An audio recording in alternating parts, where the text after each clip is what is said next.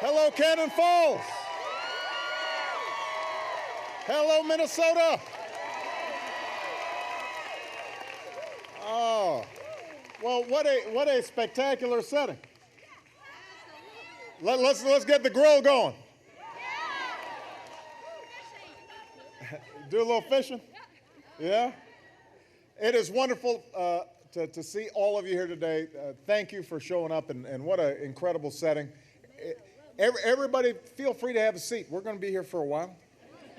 A couple of introductions I want to make real quick, although these folks don't need any introduction. The outstanding governor of Minnesota, Mark Dayton, is in the house.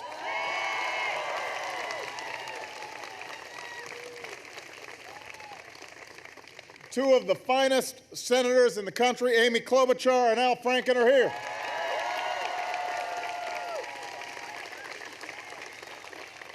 From your congressional delegation, Tim Walz, Keith Ellison.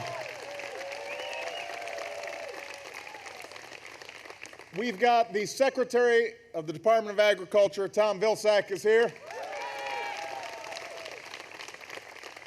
And I want to thank the mayor of Cannon Falls, Minnesota, for organizing perfect weather. Robbie Robinson is here.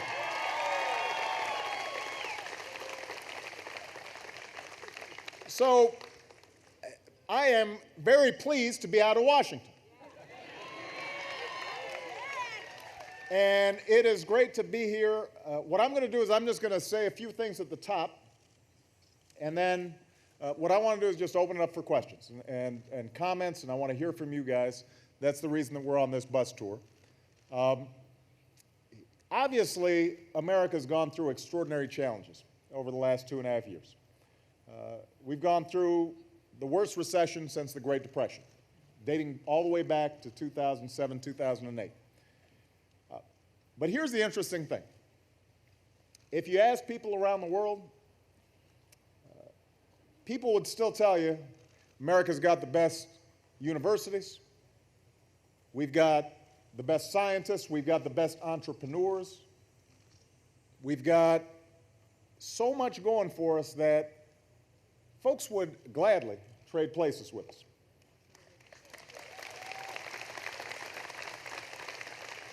Around the world, people still understand the extraordinary power, but also the extraordinary hope that America represents. So there is nothing wrong with America that can't be fixed. What's broken is our politics.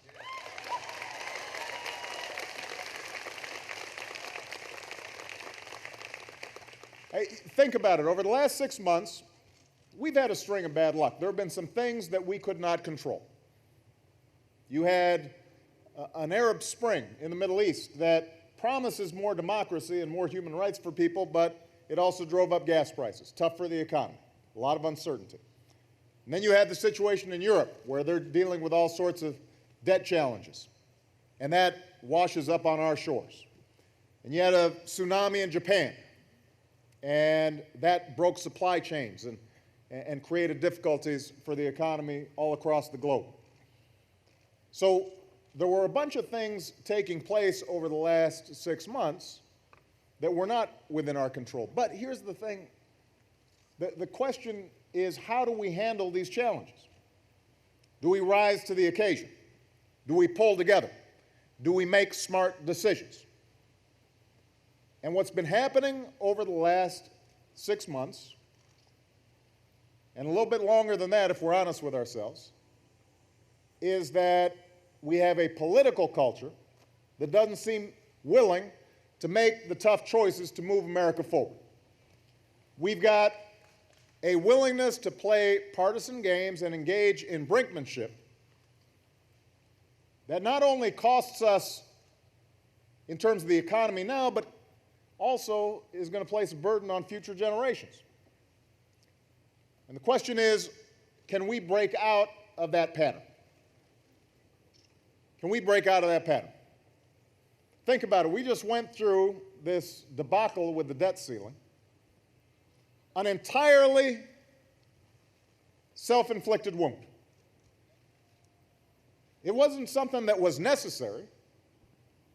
We had put forward a plan that would have stabilized our debt and our deficits for years to come.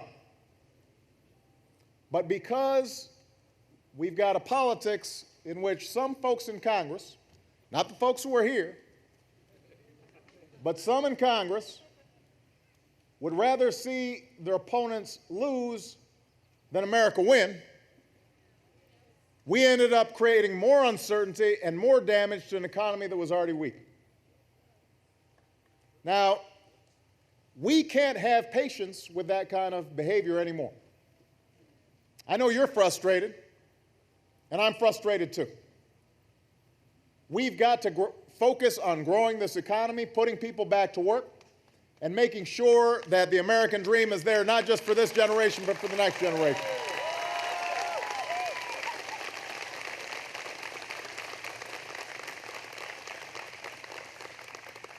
Another way of putting this is we expect our political representatives to show the same level of responsibility that all of you show. I don't know most of you, but I can guess that you're all working hard. You're managing your budgets.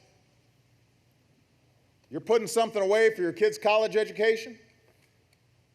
Maybe for your retirement, you're at the local church, working in the food pantry or doing something to help out your community, coaching Little League. You are following through on your responsibilities, and that's true all across the country. People are doing the right thing. Well, if you can do the right thing, then folks in Washington have to do the right thing.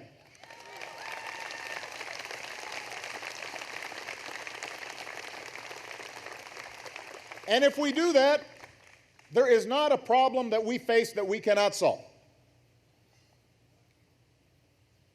Think about it. Our biggest challenge right now is putting people to work. Biggest challenge is getting the economy growing as rapidly as it needs to grow. It's been growing. We've been able to reverse the recession. We've added over 2 million jobs in the private sector over the last 17 months. But we're not growing it as fast as we need to drive down the unemployment rate in a significant way and to give people confidence. So here's some things we could do right now that I've been talking about now for months. We could renew the payroll tax cut that we gave you in December that put $1,000 in the pocket of a typical family so that you've got more money in your pockets to spend to meet your obligations. It also means businesses have more customers. And it means they might hire a few more folks as a consequence. All we need to do is renew it. It's already in place. If we have certainty next year that that same tax cut is going to be in place, then that's going to help businesses make decisions to hire people and open up and make investments. That's something we could do right now. Congress can do that right now.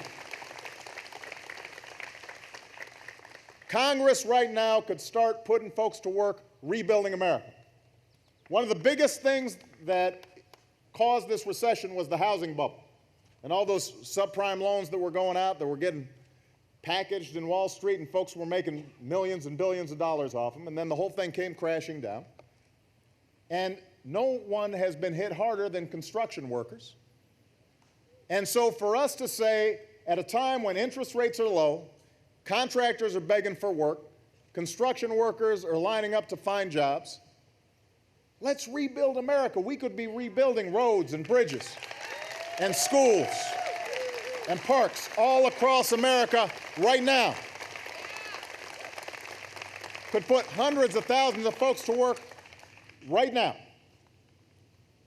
There's a bill sitting in Congress right now that would set up an infrastructure bank to get that moving, attracting private sector dollars, not just public dollars.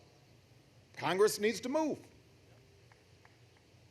Right now, we've got our veterans coming home from Iraq and Afghanistan who've taken their place among the greatest of generations, have made extraordinary sacrifices. These are, I meet these young people.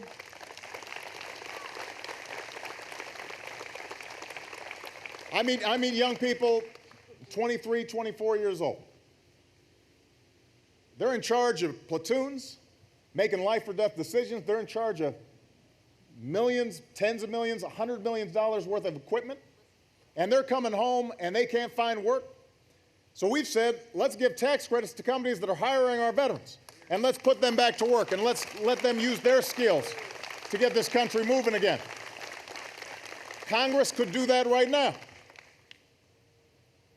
Trade deals. You know, trade deals haven't always been good for America. There have been times where we haven't gotten a fair deal out of our trade deals. But we've put together a package that is going to allow us to start selling some Chevys and some Fords to Korea so that, you know, we don't mind having Hyundais and Kias here, but we want some made in America stuff in other countries. That's something that Congress could do right now. Patent reform is something that a lot of folks don't talk about, but our entrepreneurs, when they come up with a good idea, if we could reform how that system works and cut some of the red tape, we could have entrepreneurs creating businesses like Google and Microsoft right now, all across the country. But we've got to make this investment, and Congress could make that decision to make it happen. So there is no shortage of ideas to put people to work right now. What is needed is action on the part of Congress, a willingness to put the partisan games aside and say, we're going to do what's right for the country, not what we think is going to score some political points for the next election.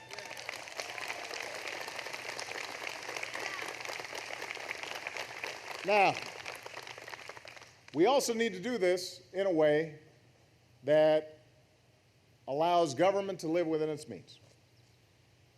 Like I said, everybody here, you make responsible choices about what you can afford and what you can't afford. America needs to do and can do the exact same thing. There's some programs that don't work, we should stop funding them. There is some red tape that needs to be cut, we should cut it. But the fact of the matter is that solving our debt and deficit problems simply requires all of us to share in a little bit of sacrifice, all of us to be willing to do a little bit more to get this country back on track. And that's not too much to ask. All right, basically what we need to do is we need to cut about $4 trillion over the next 10 years. Now that sounds like a big number. It is a big number. But you know, if we were able to, as I proposed, cut about $2 trillion in spending, if folks who could best afford it, millionaires and billionaires, were willing to eliminate some of the loopholes that they take advantage of in the tax code and do a little bit more, and if we were willing to take on some of the long-term costs that we have on health care, if we do those things, we could solve this problem tomorrow.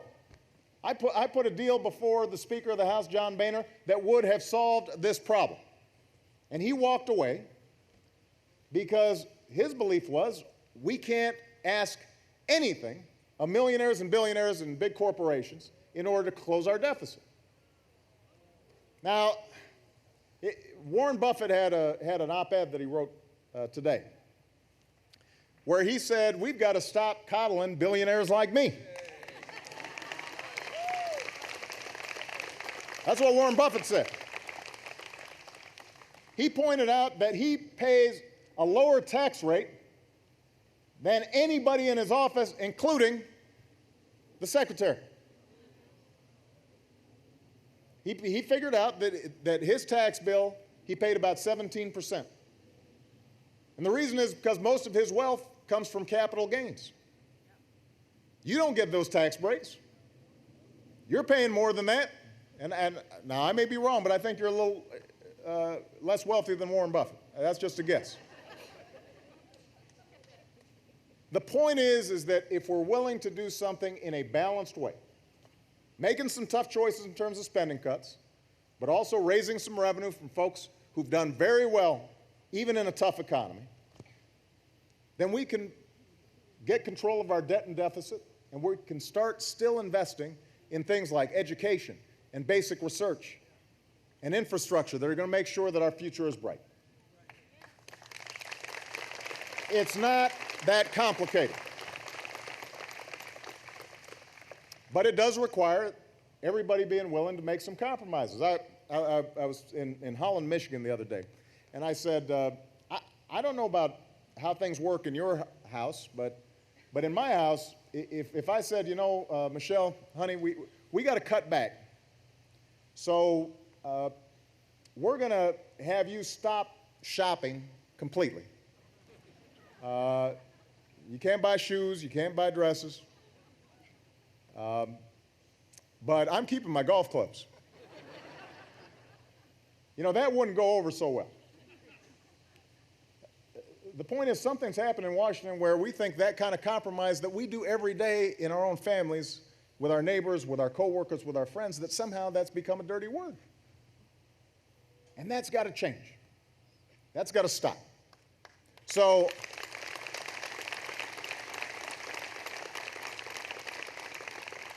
here's the bottom line. Obviously, with the markets going up and down last week and this downgrade, a lot of folks were feeling a little anxious and distressed and feeling like, boy, we've been working so hard over the last 2.5 years to get this economy back out of recession, and some folks worried that we might be slipping back. I want all of you to understand,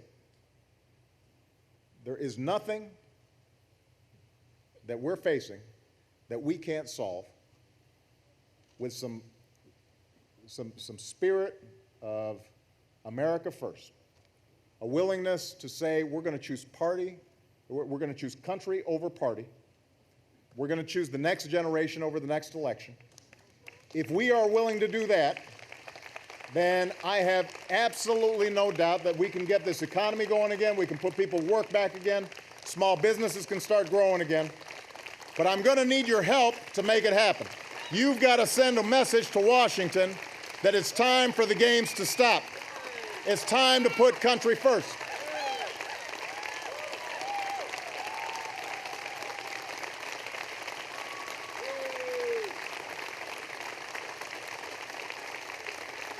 It is time for the games to stop. Some folks were asking me, well, why don't you just call Congress back? And I said, you know, I don't think it's going to make people feel real encouraged if we have Congress come back and all they're doing is arguing again. So what they need to do is come to Cannon Falls. They need to they need to go back to their districts, talk to ordinary folks, find out how frustrated they are, and hopefully when they get back in September, they're going to have a new attitude.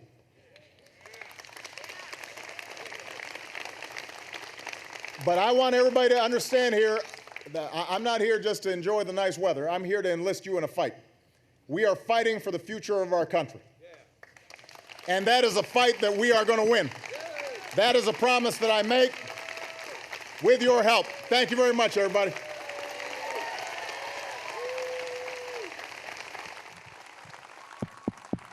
Thank you. All right. So everybody have a seat. Here's how we're going to do it.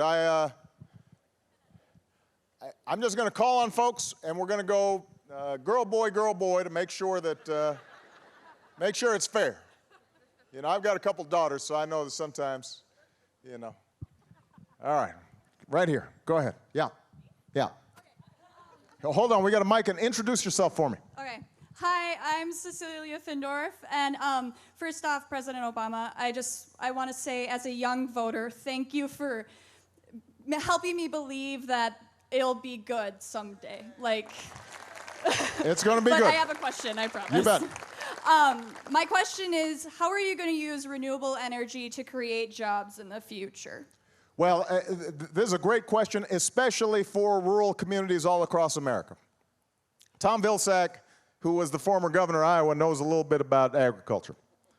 And so when I put Tom in as the head of the Department of Agriculture, one of the first things we talked about was how can we mobilize the incredible resourcefulness and hard work of rural communities all across this country, not just to create jobs, but also to win back energy independence.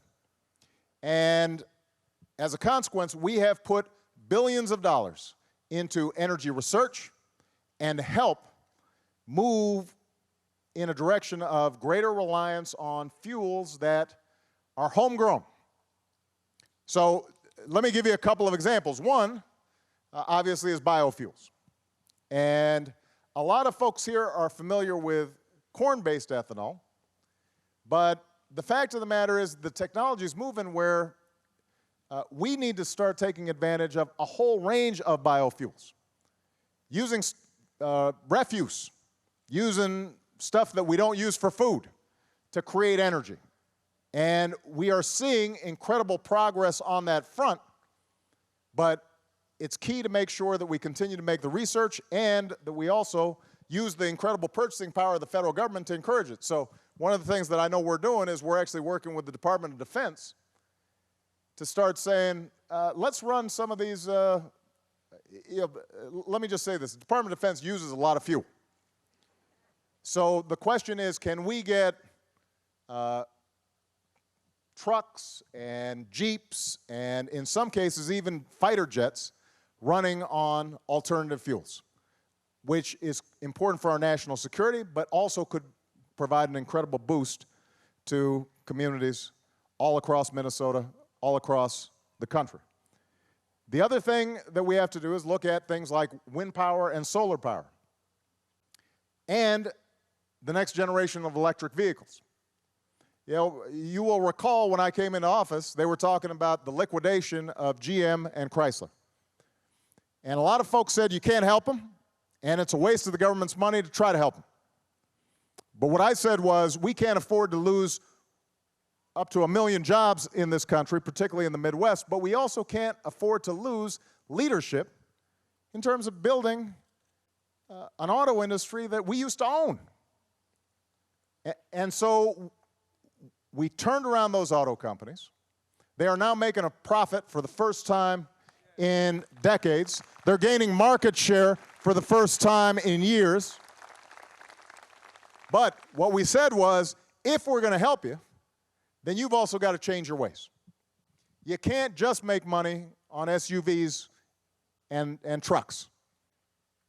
There's a place for SUVs and trucks, but as gas prices keep on going up, you've got to understand the market. People are going to be trying to save money. And so what we've now seen is an investment in electric vehicles. And then what we did was we put investments in something called advanced battery manufacturing, because those electric cars, how well they run depends on how good the batteries are, how long they can run before they get recharged. We only had 2% of the advanced battery manufacturing market when I came into office. We're on track now to have 30, 40, 50% of that market. We are making batteries here in the United States of America that go into electric cars made here in the United States of America. It creates jobs, and it creates energy independence, and it also improves our environment. So that's the kind of approach that we have to take, using the private sector, understanding that ultimately the private sector is going to be creating jobs, but also understanding that the government can be an effective partner in that process. And nowhere is that more true than in rural America. So, great question. All right. Gentleman right here. You can borrow my mic. Oh, you got it? I got it. Okay. Hang on to it. Mr. President, I'm Gary Evans from Winona, Minnesota. I run a broadband company there, and I've got a couple of messages that I hope you'll take back to your colleagues in D.C. The first is, 2 years ago we had 60 employees. Tomorrow we will cross 100. We are making the investments in this country. So my first message is, help the job creators. Do what it takes. Secondly, it was already apparent as the debt debate went on that the mood in America had shifted again to skepticism. So I'm hoping that you and your colleagues will do everything possible to make certain that confidence is restored to the country and that we have a bright future. I think broadband is a key, and I appreciate what you did for it during the Stimulus Act. Thank you. Thank you.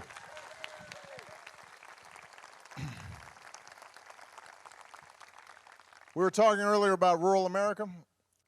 Despite all its incredible advantages, especially its people, a disadvantage is that rural America, by definition, is a little more spread out. It's a little more stretched out, right? Population density isn't as great. So as a consequence, when we've seen all these investments in wireless and broadband and all these new technologies that are stitching the world together, a lot of times rural America is left out.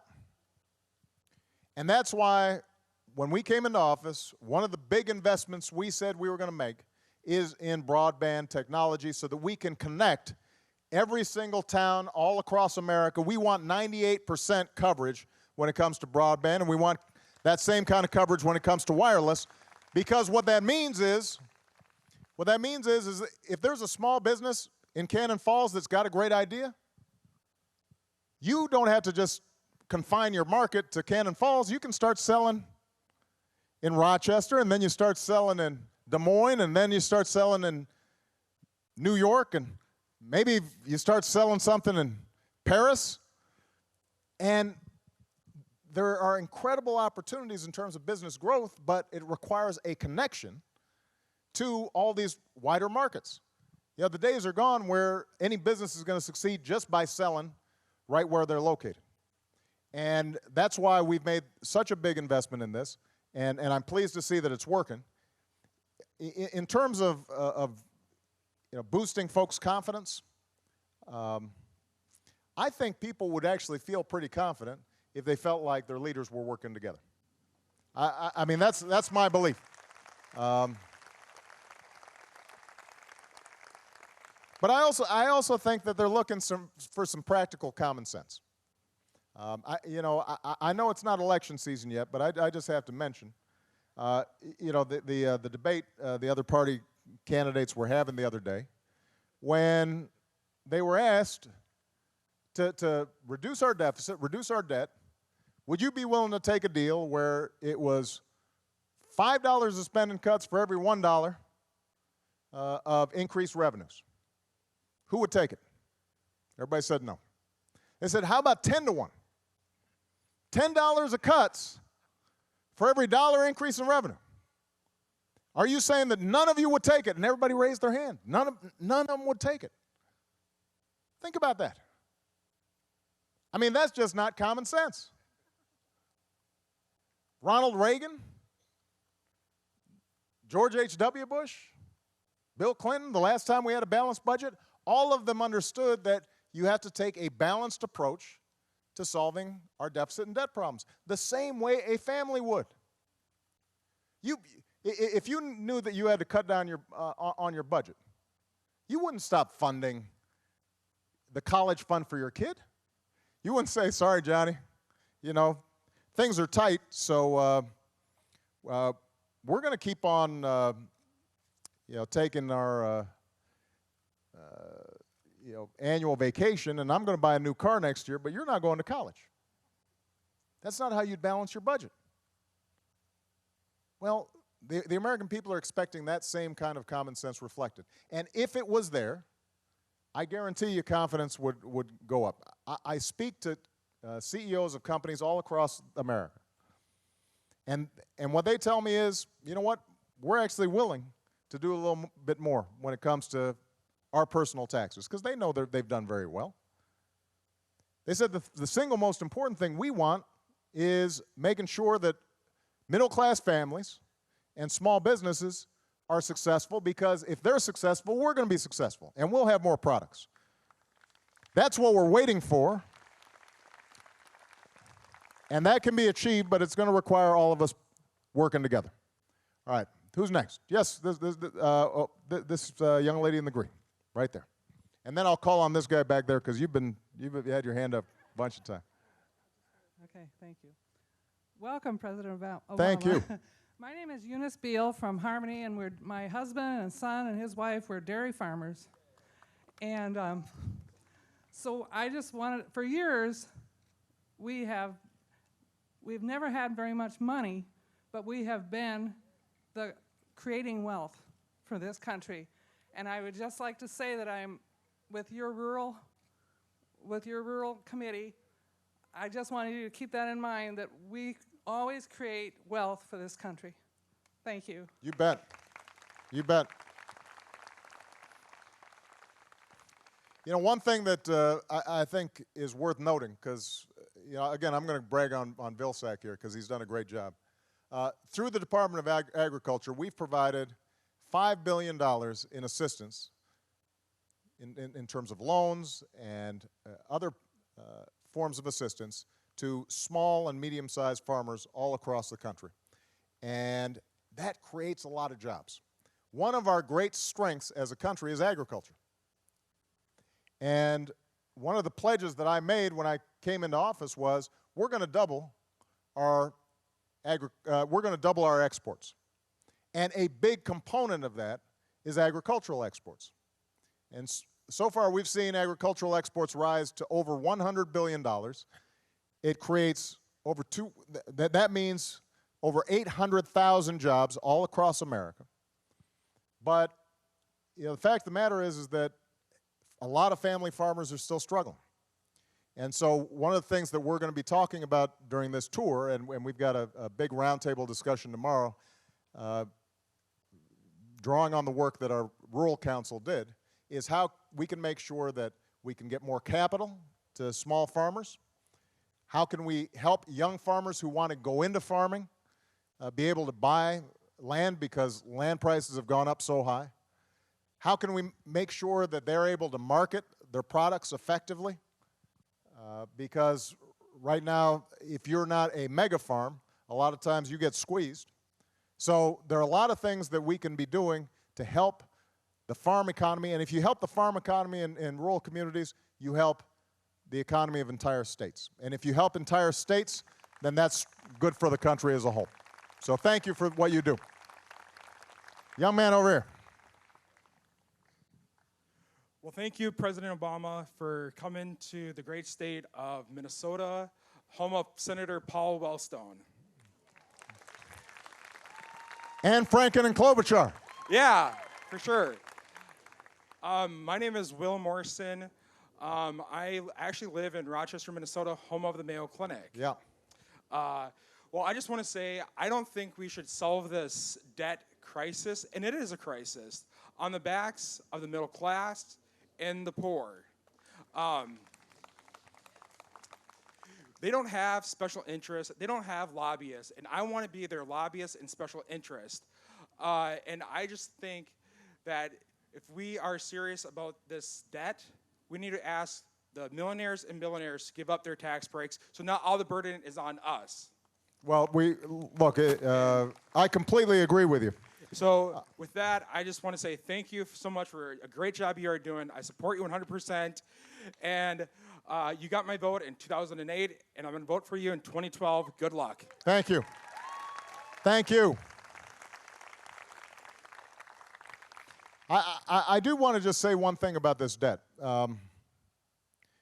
When I came into office, we had about $1 trillion of debt or deficits already. The debt is the accumulation of the annual deficits, year after year. We had a balanced budget in 2000. We then launched 2 wars that we didn't pay for. First time we had ever, by the way, not decided to pay for wars that we were going to fight. We just put it on the credit card. We added a prescription drug plan for seniors, which was important to do, but we didn't pay for it.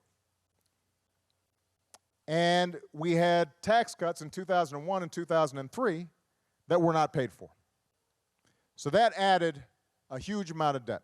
And then with the recession coming in, that added more debt because what happens is you get less tax revenue, businesses have fewer sales, folks may have been laid off, and you're also sending more money out because of things like unemployment insurance, helping farms stay afloat, making sure that we were putting folks to work through things like broadband. So the debt problem is real and the deficit problem is real, but as I said before, it is actually a manageable problem. And if you don't believe me, think about it. Even after the downgrade, The next day, when the stock markets were going haywire and everybody was thinking, what's the best risk-free investment? What they invest in? They invested in treasuries. So the market said, America's still one of our best bets. They're betting on us. And that's why you have to recognize this is not a financial crisis, although it could turn into one if we don't do anything about it. This is a political crisis. This is manageable. Now, I don't want to lie to you. That doesn't mean that we can't and we don't have to make some tough choices. We do. We cut in this debt deal about $1 trillion worth of spending over 10 years. We protected programs for student loans through the Pell Grant program, for example. We protected programs for hungry kids. We protected health care for seniors. We protected people who are the most vulnerable and need the most help from government. But we made some cuts in areas, including defense spending, by the way, where we had just gotten kind of carried away. And that was important to do. Now, that solves about 1/4 of the problem. We've got more work to do. The key, and I want everybody to pay attention to this as the debate unfolds over the next couple of months, the key is not to try to cut more out of programs for poor folks or programs for seniors. The key right now is to get a long-term plan for fiscal stability. And in the short term, we should actually make more investments that would put people to work and get the economy moving. And if you combine those two things, we can actually solve this problem and grow the economy at the same time. The one area where we are going to have to take a look at how we can improve the system is our health care programs, Medicare and Medicaid. Now, my grandma, even though she worked hard all her life, had a decent income most of her life, she was hugely reliant on Medicare at the end of her life. So I know what Medicare means to seniors. What is also true, though, is our health care costs have been skyrocketing, and more seniors are joining up Medicare because the population is getting older. So part of what I recommended when we were in these negotiations, although we didn't get a commitment from the other side, is to say, can we manage to reduce the overall costs of Medicare in a way that still preserves the integrity of the system and strengthens it so it's there for future generations? Now, what some of the folks on the other side are proposing is actually to turn Medicare into a voucher program.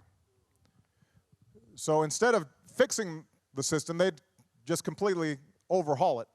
And what would happen would be is you'd get a voucher that says, you're allowed to get X amount, spend X amount on health care. And if your health care costs keep on going above that, you're out of luck.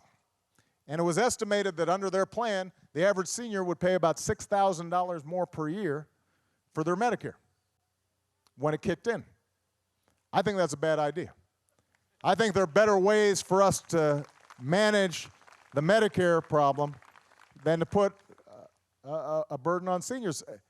And one example is if I were paying my fair share of taxes, then we don't have to put that kind of burden on seniors. We don't have to. I don't want a tax break that requires 33 seniors or 40 seniors to pay thousands of dollars more on their health care. I don't need it, and it's not the right thing to do. All right. Young lady right here has been waiting for a while. Okay. Oops. Hold on 1 second. Get your microphone. We want to all hear you. Welcome to Minnesota. Thank you. Mr. President, I've been sleeping in my truck for 2 days to ask you this question. I am recovering from lung cancer. I tried to get Social Security disability and they turned me down. My question to you is we can talk about Social Security a little bit. Well, Social Security, here's my commitment. I don't know about the other folks, but I'll make a commitment as long as I'm President of the United States. Social Security will not only be there for you, but it's also going to be there for the next generation and the generation after that, because it's one of the most important social insurance programs that we have.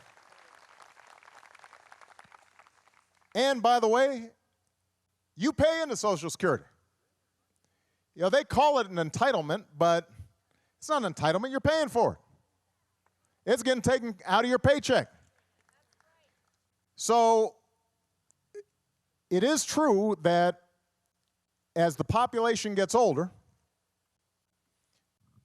there's going to be more and more pressure on the Social Security system. But the Social Security system is not the cause of our debt and our deficit. So don't let folks fool you by saying that in order to get a handle on our debt, we've got to slash Social Security. There are some modest adjustments that can be made that will make it solvent for 75 years. And that's about as long as you can think ahead as a country. And the way to do it is similar to the way that Ronald Reagan and Tip O'Neill fixed Social Security back in 1983. They said, okay, we'll make some modest adjustments that are phased in over a very long period of time. Most folks don't notice them. But if we do that and all the money goes back into Social Security, it doesn't go anywhere else, then there's no reason why Social Security won't be there for future generations. But again, this is an example of where everybody gets so dug in on their positions. And I have to say, in fairness, because I've commented on the other side not always being flexible. There have been times where our side, when Democrats aren't always as flexible as we need to be. I mean, sometimes I do get frustrated when I hear folks say, you can't make any changes to any government programs. Well, that can't be right. I mean, most companies, every year, they're kind of thinking, what can we do better? Are there some changes we could make in order to have the operation go a little smoother? Government should have to do the same thing. But that doesn't mean we have to make radical changes that dismantle what is the most important social insurance program that we have. But again, the problem is not the program, the problem is our politics. You'll hear a lot of folks, by the way, say, that government is broken. Well, government and politics are two different things. Government is our troops who are fighting on our behalf in Afghanistan and Iraq. That's government. Government are all those FEMA folks when there's a flood or a drought or some emergency who come out and are helping people out. That's government. Government is Social Security. Government are teachers in the classroom. Government are our firefighters and our police officers and the folks who keep our water clean and our air clean to breathe, and our agricultural workers. And when you go to a national park and those folks in the hats, that's government. So don't be confused. As frustrated as you are about politics, don't buy into this notion that somehow government is what's holding us back. Now, too much government, if it's oppressive and bureaucratic and is not listening to people and is not responsive to the needs of people and isn't customer friendly, that's a problem. And if you stand in line at some government office and nobody seems to be paying any attention to you, well, that needs to be fixed. And if somebody's trying to regulate a small business and they're not paying attention to the realities of the small business, that's a problem. But don't buy into this whole notion that somehow government doesn't do us any good. Government's what protects us. The government what built the interstate highway system. Government's what sent a man to the moon. It's what invested in the research and development that created innovations all across this country. All right. I think it's the gentleman's turn, isn't it? Right back there. Yes, sir. Right there.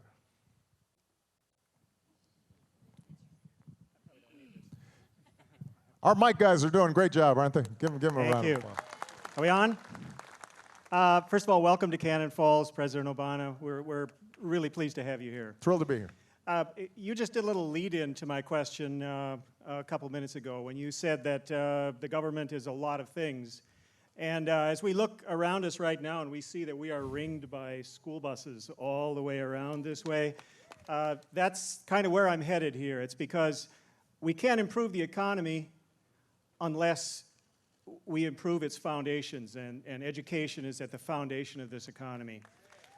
I would like to know what it is that your administration is planning on doing to bolster education in the face of state cuts, federal cuts, 45 students to a classroom, cutting teachers, and so forth. Thank you. Well, let me tell you, first of all, what we did when I came into office.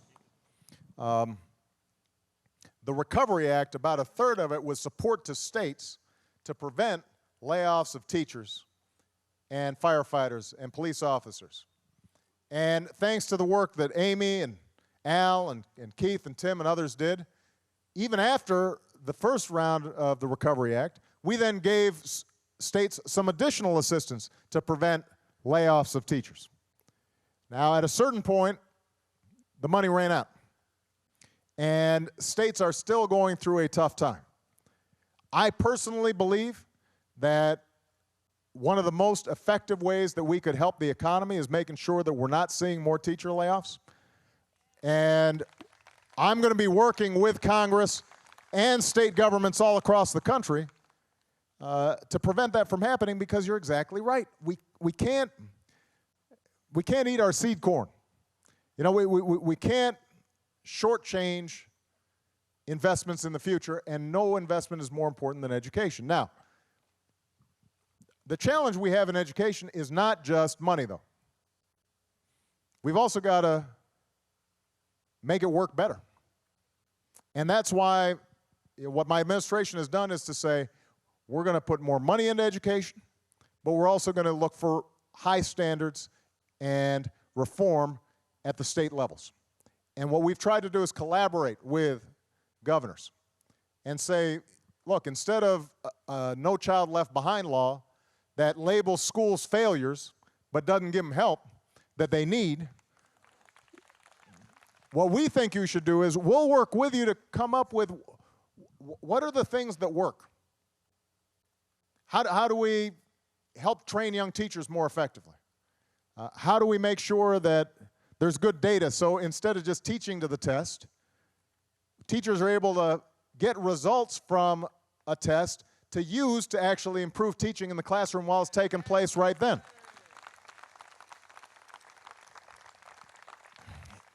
And the steps we've taken, including something called Race to the Top that creates competition and says, you know what, if you're doing a really great job and you're coming up with innovative new ideas, we'll give you a little extra money to implement those reforms and those good ideas. We're actually starting to see improvement across the country. The problem is if the improvement is undermined because teachers are getting laid off and kids are ending up having to go to school,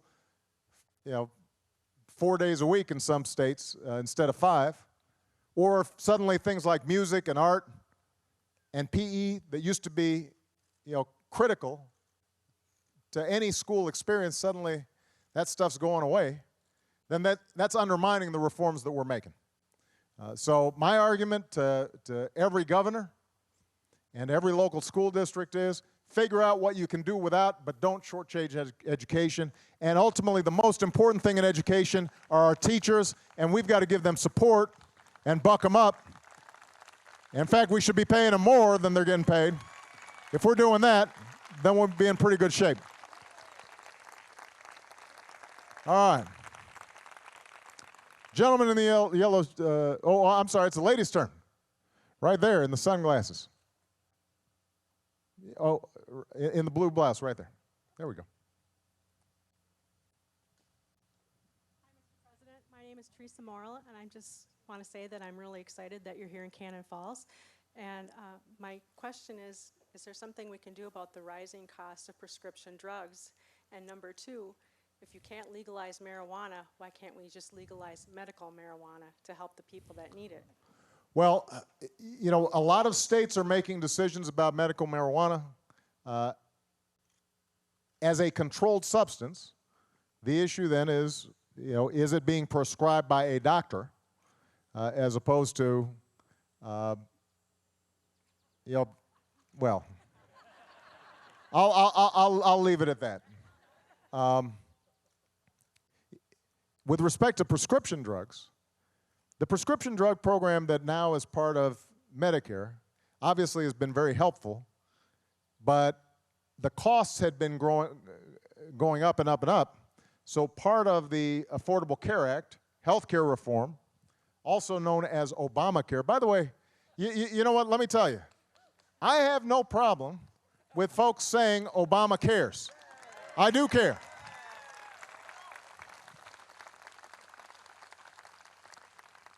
If the other side wants to be the folks who don't care, that's fine with me. But yeah, I do care about families who've been struggling because of crushing health care costs. I met a young man here who, right here, who, as a consequence of health care reform, he's got a blood disorder that if it weren't for the Health Care Reform Act, his family would have been capped out. And he wouldn't have the help that he needs. You can tell he's an outstanding young man and he's going to do great things, and his family's not going bankrupt as a consequence of it. Now, the same thing is true on prescription drugs. What we did as part of the Affordable Care Act was we said, first of all, we're going to give a $250 rebate to every senior out there who's using the prescription drug plan to help lower their costs a little bit. And what we've done is we're starting to close what's called the donut hole. And for those of you who aren't familiar with the donut hole, the way the original prescription drug plan was structured, you would get some coverage up to a certain point, a couple $1,000s. Once you spent a few $1,000s, suddenly it just went away. And you were on your own out of pocket until you got on the other side where you'd spent many more thousands of dollars, and then you would get a prescription drug plan again. Well, we said that doesn't make any sense. Let's close that hole. And as part of the Affordable Care Act, we will be closing that hole. And we're also making it cheaper for generics to get on the market, as well as brand name drugs. So overall, the Health Care Act should be lowering prices for prescription drugs over the next few years. It's getting phased in, so it didn't all take into effect right away after I signed the bill. It's getting phased in over the next several years, but you should start seeing some relief if your family needs prescription drugs. That was part of the Affordable Care Act. All right? Gentleman in the yellow shirt right here.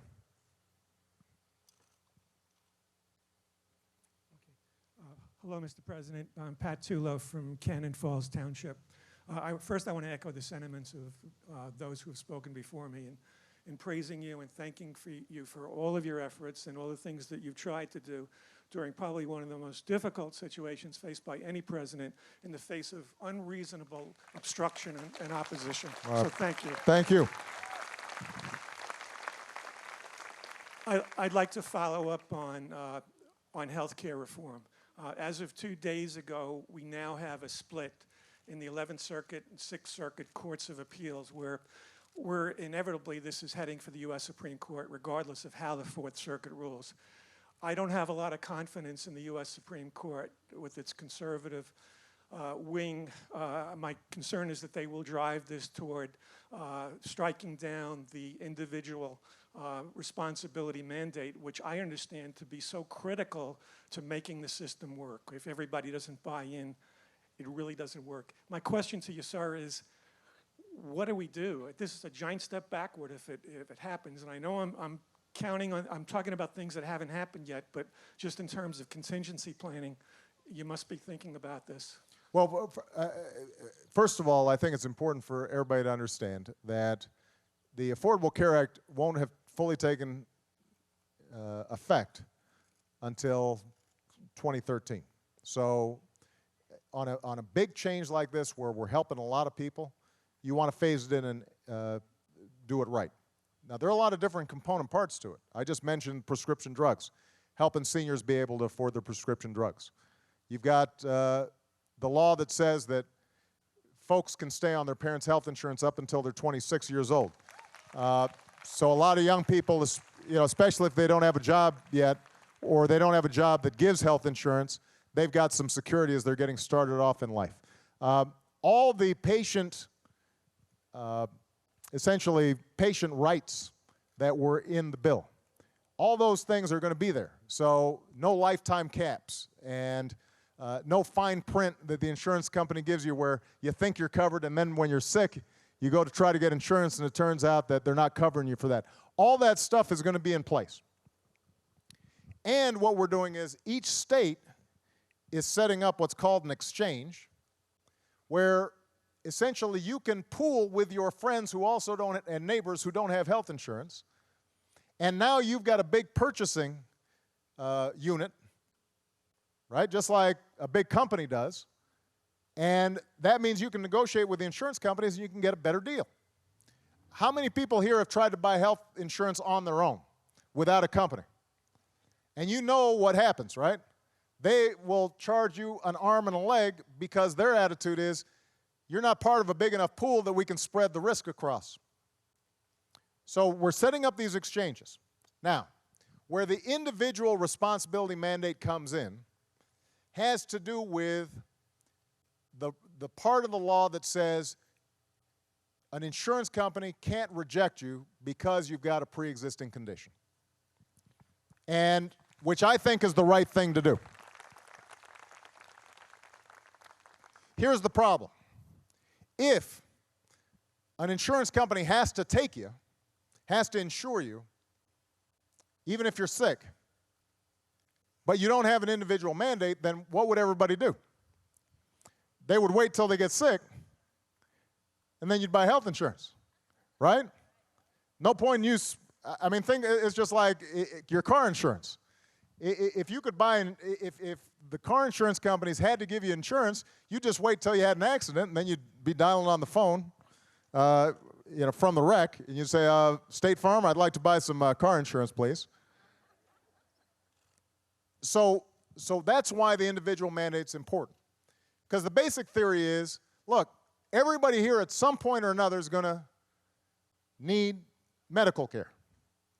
And you can't be a free rider on everybody else. You can't not have health insurance, then go to the emergency room, and each of us who've done the responsible thing and have health insurance, suddenly we now have to pay the premiums for you. That's not fair. So if you can afford it, you should get health insurance just like you get car insurance. This should not be controversial, but it has become controversial partly because of people's view that, well, let me just say this. You've got a governor who's running for president right now who instituted the exact same thing in Massachusetts. This used to be a Republican idea, by the way, this whole idea of the individual mandate, and suddenly it's like they got amnesia. It's like, oh, this is terrible. This is going to take away freedom for Americans all over the world, all over the country. So that's a little puzzling. One court has said, actually the majority of courts that have looked at it, the lower courts, have said individual mandate's fine. Medical care is different from everything else. There's nothing wrong with saying to people who can't afford to get health insurance, you need to buy health insurance just like car insurance. You can't wait and then go to the emergency room because we can't turn you away at the emergency room. And if you're broke, then we'll give you some help, but if you can afford it, you should buy it. That's what the majority of courts have said. There have been 2 appeals courts so far. One has said it's fine. The other one has taken sort of the conservative line that this restricts freedom and Congress doesn't have the authority to do it. If the Supreme Court follows existing precedent, existing law, it should be upheld without a problem. If the Supreme Court does not follow existing law and precedent, then we'll have to manage that when it happens. But I just want to make everybody understand that there are a lot of components to the health care law that are good for you, even if you don't have health insurance. It's true, or even if you have health insurance. It's true that we helped 30 million people get health insurance. But it was also the strongest patient bill of rights that has ever been passed to make sure that if you do have health insurance, the insurance companies don't jerk you around, that they treat you fairly, and that is going to stay in place. And that's the right thing to do. All right. I've got time for one more question, and I'm going to ask this young lady right here. I always want to end with the next generation. I'm Vanessa Peer, and I'm from Cannon Falls, and I'm gonna say happy birthday to Val. Oh, happy birthday, Val. Don't, well, is Val looks like she's about 29. And why Cannon Falls? Why Cannon Falls?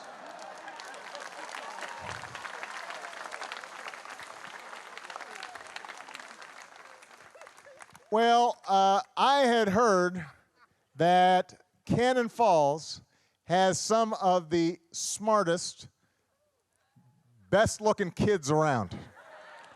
And you have confirmed the rumor about the outstanding children of Cannon Falls. So thank you very much, everybody. God bless you.